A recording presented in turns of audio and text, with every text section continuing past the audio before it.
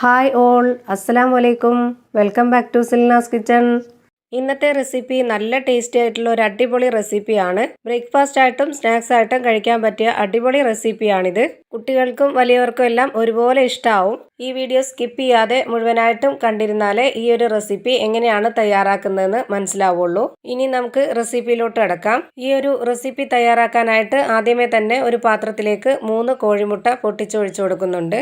ഇതിലേക്ക് ഇനി ആവശ്യത്തിനുള്ള ഉപ്പും ഇട്ട് കൊടുക്കാം. ഇനി 1 സ്പൂൺ അളവിൽ നെയ്യും 1 സ്പൂൺ അളവിൽ ഓയിലും ആണ് ഒഴിച്ചു കൊടുക്കുന്നത്. നെയ്ക്ക് പകരം ബട്ടർ ഉണ്ടെങ്കിൽ ബട്ടർ 1 സ്പൂൺ ഒഴിച്ചു കൊടുത്താലും മതി. ഇനി ഇത് നന്നായിട്ടൊന്ന് ഇളക്കിയെടുക്കാം. മുട്ടയും ഉപ്പും എണ്ണയും ഓയിലും ഒക്കെ ആയിട്ട് നന്നായിട്ടൊന്ന് മിക്സ് ചെയ്തെടുക്കണം. അപ്പോൾ നമ്മുടെ ഈ വീഡിയോസ് കണ്ടുകൊണ്ടിരിക്കുമ്പോൾ തന്നെ നമ്മുടെ ചാനൽ ആദ്യമായിട്ട് കാണുന്നവരാണെങ്കിൽ പ്ലീസ് ഒന്ന് സബ്സ്ക്രൈബ് ചെയ്തേക്കണേ. കൂടെ ഈ വീഡിയോസിന് വേണ്ടി ഒരു ലൈക്കും ചെയ്തേക്കണേ. ഇപ്പോൾ ദാ നമ്മുടെ മുട്ട മിക്സ് നന്നായിട്ട് ഇളക്കി യോജിപ്പിച്ചെടുത്തിട്ടുണ്ട്. ഇത്രയും മതി. ഇനി ഇതിലേക്ക് ഇട്ട് കൊടുക്കുന്നത് മൈദാമാവാണ്. 250 ഗ്രാം കപ്പിന്റെ അളവിൽ 2.5 കപ്പ് മൈദാമാവാണ് ഇതിലേക്ക് ഇട്ട് കൊടുക്കുന്നത്. മൈദാമാവിൽ തന്നെ ചെയ്തെടുക്കണം എന്നൊന്നുമില്ല, വേണമെന്നുണ്ടെങ്കിൽ ആട്ടാമാവിലും ചെയ്തെടുക്കാം. പക്ഷേ ഏറ്റവും കൂടുതൽ ടേസ്റ്റ് ആയിട്ട് കിട്ടുന്നത് മൈദാമാവിൽ ചെയ്തെടുക്കുമ്പോഴാണ്. ഇപ്പോൾ ഞാൻ ഇതിലേക്ക് 2.5 കപ്പ് മൈദാമാവും ഇട്ട് കൊടുത്തിട്ടുണ്ട്. ഇനി ഇത് കൈ വെച്ച് നന്നായിട്ടൊന്ന് യോജിപ്പിച്ചെടുക്കാം. ഈ മുട്ടയും മൈദാമാവും ചേർത്ത് നന്നായിട്ടൊന്ന് യോജിപ്പിച്ചെടുത്തതിന് ശേഷം വേണം നമുക്ക് വെള്ളം ആവശ്യമുണ്ടെങ്കിൽ കുറച്ച് വെള്ളം ഒഴിച്ച് നന്നായിട്ടൊന്ന് കുഴച്ചെടുക്കണം. ഇനി ഞാൻ ഇതിലേക്ക് 1 കപ്പ് വെള്ളം എടുത്തിട്ടുണ്ട്. ഇത്രയും ആവശ്യമില്ല, ആദ്യം നമുക്ക് കുറച്ച് ഒഴിച്ചു കൊടുക്കാം. വേണമെന്നുണ്ടെങ്കിൽ ബാക്കി ഒഴിച്ചെടുത്താൽ മതി. ഇപ്പൊ ഞാനിതിൽ 1/2 കപ്പ് വെള്ളമാണ് ഒഴിച്ചു കൊടുത്തിട്ടുള്ളത്. ഇനി ഇത് നമുക്ക് നന്നായിട്ട് കുഴച്ചെടുക്കാം. ചപ്പാത്തിക്കൊക്കെ കുഴച്ചെടുക്കുന്ന അതേപോലെ തന്നെ നന്നായിട്ട് കുഴച്ചെടുക്കണം. ഞാനിപ്പോൾ ഈ ഒരു പാത്രത്തിലേ വെച്ചിട്ട് തന്നെയാണ് നന്നായിട്ട് കുഴച്ചെടുക്കുന്നത്.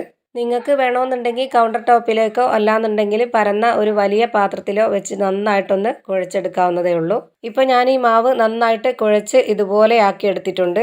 എത്രത്തോളം കുഴയ്ക്കാമോ അത്രയും നന്നായിട്ട് കുഴച്ചെടുക്കണം. ഇനി ഈ മാവ് കട്ട് ചെയ്തെടുത്തുകൊണ്ട് നമുക്ക് ചെറിയ ചെറിയ ബോൾസ് ആക്കി എടുക്കണം. അതിനായി ഞാൻ ഇവിടെ ഒരു ബോർഡ് എടുത്തു വെച്ചുകൊണ്ട് അതിലേക്ക് കുറച്ച് പൊടി ഇട്ട് കൊടുത്തിട്ട് ഈ മാവ് വെച്ച് കൊടുക്കുന്നുണ്ട്. എന്നിട്ട് ഇതുപോലെ മാവ് ആദ്യം 2ആയി കട്ട് ചെയ്തതിന് ശേഷം ഈ ഒരു വലിപ്പത്തിൽ എല്ലാ മാവും കട്ട് ചെയ്തിട്ട് ബോൾസ് ആക്കി എടുക്കുന്നുണ്ട്. ഇപ്പൊ ഞാനിവിടെ മുഴുവൻ മാവിലും ഇതേപോലെ തന്നെ ഈ ഒരു വലിപ്പത്തിൽ ബോൾസ് ആക്കി എടുത്തിട്ടുണ്ട്. ഇനി ഇതിൽ നിന്നും ഒരു ബോൾസ് എടുത്ത് ഇതുപോലെ നന്നായിട്ടൊന്ന് പരത്തിയെടുക്കാം. ഞാനിപ്പോൾ ഈ ഒരു മാവ് എത്രത്തോളം പരത്താൻ പറ്റുന്നോ അത്രയും നന്നായിട്ട് പരത്തിയെടുക്കുന്നുണ്ട്. അതുപോലെ തന്നെ ഇത് എത്ര പരത്തിയെടുത്താലും മൈദാമാവ് ആയതുകൊണ്ട് നമ്മൾ കയ്യിൽ ഇതുപോലെ എടുത്ത് വയ്ക്കുമ്പോൾ തന്നെ നന്നായിട്ട് വലിഞ്ഞ് വലുതായിട്ട് വരും. അത് കുഴപ്പമില്ല. ഇതിന് കറക്റ്റ് ഷേപ്പും ആകൃതിയും ഒന്നും വേണമെന്നില്ല. മാവ് നല്ല പോലെ പരത്തിയെടുത്താൽ മതി. ഇപ്പൊ ദാ ഈ ഒരു മാവ് നല്ല പോലെ പരത്തിയെടുത്തിട്ടുണ്ട്. ഇതേപോലെ തന്നെ എല്ലാ മാവും ഞാൻ പരത്തി മാറ്റി വെച്ചിട്ടുണ്ട്. ഇനി ഞാൻ സ്റ്റവിലേക്ക് ഒരു കടായി വെച്ചുകൊടുത്ത് അതിലേക്ക് കുറച്ച് വെള്ളം ഒഴിച്ചു കൊടുത്ത് നന്നായിട്ട് തിളപ്പിച്ചിട്ടുണ്ട്. ഇതിലേക്ക് 1 സ്പൂൺ ഉപ്പും 1 സ്പൂൺ ഓയിലും ഒഴിച്ചു കൊടുക്കണം. പരത്തിയെടുത്ത മാവ് ഇനി ഇതിലേക്ക് ഒരെണ്ണം ഇട്ട് കൊടുക്കാം. ഇനി ഇതൊരു 30 സെക്കൻഡ് ഈ വെള്ളത്തിലിട്ടൊന്ന് തിളപ്പിച്ചെടുക്കാം. ഇത് തിരിച്ചും മറിച്ചൊക്കെ ഇട്ട് കൊടുത്തതിന് ശേഷം വേണം നമ്മളിത് ഊറ്റിയെടുക്കാൻ. ഇനി ഈ വെള്ളത്തിൽ നിന്നും ഇതെടുത്ത് മാറ്റാം.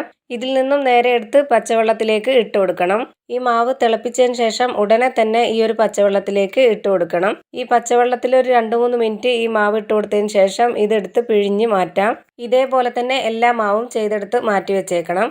എന്നിട്ട് ഇതുപോലൊരു പാത്രത്തിൽ ഞാൻ കുറച്ച് നെയ്യ് ഒരുക്കിയതിന് ശേഷം മാറ്റി വെച്ചിട്ടുണ്ട്. ആ നെയ്യ് ഇതുപോലൊരു സ്റ്റീൽ പ്ലേറ്റിൽ നല്ലപോലെ ഒന്ന് പുരട്ടി കൊടുക്കുന്നുണ്ട്. എന്നിട്ട് ഇതിലേക്ക് നേരത്തെ റെഡിയാക്കി വെച്ചിട്ടുള്ള മാവിൽ നിന്നും ഒരെണ്ണം ഇട്ട് കൊടുക്കാം. ഈ മാവ് ഈ പാത്രത്തിലൊന്ന് കറക്റ്റാക്കി വെച്ച് കൊടുത്തതിന് ശേഷം ഇതിന് മുകളിലേക്ക് നെയ്യ് ഒന്നുകൂടി പുരട്ടി കൊടുക്കുന്നുണ്ട്. ഇത് ഒരു മാവ് വെച്ച് കൊടുക്കുക, അതിന് മുകളിലേക്ക് കുറച്ച് നെയ്യൊന്ന് പുരട്ടി കൊടുക്കണം. ചീസ് ഇട്ട് കൊടുക്കണമെന്നുള്ളവർക്ക് ചീസും കൂടെ ഇട്ട് കൊടുത്തിട്ട് ഇത് അടുക്കി വെച്ച് കൊടുക്കാം. ചീസ് ഇല്ലാന്നുണ്ടെങ്കിലും കുഴപ്പമൊന്നുമില്ല, നല്ല ടേസ്റ്റാണ് ഇത് കഴിക്കാനായിട്ട്. വീണ്ടും അടുത്ത മാവ് വെച്ച് കൊടുത്തതിന് ശേഷം അതിന് മുകളിലേക്ക് കുറച്ചുകൂടി നെയ്യൊന്ന് പുരട്ടി കൊടുക്കണം. ഇതേപോലെ തന്നെ എല്ലാ മാവിലും ചെയ്തെടുത്തിട്ടുണ്ട്. ഇനി ഞാനിത് വേവിച്ചെടുക്കാനായിട്ട് ഒരു കടായി സ്റ്റവിലേക്ക് വെച്ച് ഫ്ലെയിം ഓൺ ആക്കിയിട്ടുണ്ട്. ഈ കടായി മൊത്തത്തിലൊന്ന് നെയ്യ് പുരട്ടിയെടുത്തതിന് ശേഷം നമുക്ക് ഈ മാവൊന്ന് ഇട്ട് കൊടുക്കണം. ഇനി ഇതൊന്ന് അടച്ചു വെച്ച് വേവിച്ചെടുക്കാം. ഇത് ലോ ഫ്ലെയിമിൽ ഇട്ട് കൊടുത്ത് വേണം വേവിച്ചെടുക്കാനായിട്ട്. ഒരു 10 മിനിറ്റിന് ശേഷം നമുക്കിതൊന്ന് തുറന്നു നോക്കാം. ഇപ്പോൾ നമ്മുടെ സ്നാക്സിൻ്റെ ഒരു സൈഡ് വെന്തിട്ടുണ്ട്. ഇനി നമുക്ക് തിരിച്ചിട്ട് കൊടുക്കണം. ഇനി ഒരു 5 മിനിറ്റ് ഈ സൈഡും കൂടെ ഒന്ന് വെന്ത് വരട്ടെ. ഇപ്പോൾ നമ്മുടെ ഈ ഒരു സ്നാക്സ് വെന്ത് കിട്ടുന്നതിനുള്ള സമയമായി. ഇനി നമുക്കിതൊന്ന് എടുത്ത് ഒരു പ്ലേറ്റിലേക്ക് മാറ്റാം. അപ്പോൾ നമ്മുടെ വെറൈറ്റി ടേസ്റ്റി ആയിട്ടുള്ള നല്ലൊരു റെസിപ്പി റെഡി ആയിട്ടുണ്ട്. ബ്രേക്ക്ഫാസ്റ്റ് ആയിട്ടോ സ്നാക്സ് ആയിട്ടോ കഴിക്കാൻ പറ്റിയ നല്ലൊരു റെസിപ്പിയാണിത്. മയോണൈസിൻ്റെ കൂടെയോ ടൊമാറ്റോ സോസിൻ്റെ കൂടെയോ കഴിക്കാവുന്നതാണ്. അപ്പോൾ ഇത്രയേ ഉള്ളൂ നമ്മുടെ ഇന്നത്തെ റെസിപ്പി ഇഷ്ടമായാൽ ലൈക്ക് ചെയ്യാനും കമൻറ്റ് ചെയ്യാനും ഷെയർ ചെയ്യാനും മറക്കരുത്. ഞാനിടുന്ന പുതിയ വീഡിയോസ് നോട്ടിഫിക്കേഷനായിട്ട് കാണുന്നതിന് വേണ്ടി സബ്സ്ക്രൈബ് ചെയ്ത് ബെല്ലൈക്കൺ അമർത്തി അതിൽ ഓൾ എന്ന ഓപ്ഷൻ കൊടുക്കാനും മറക്കരുത്. പുതിയൊരു വീഡിയോയുമായി വീണ്ടും വരും. Thank you for watching.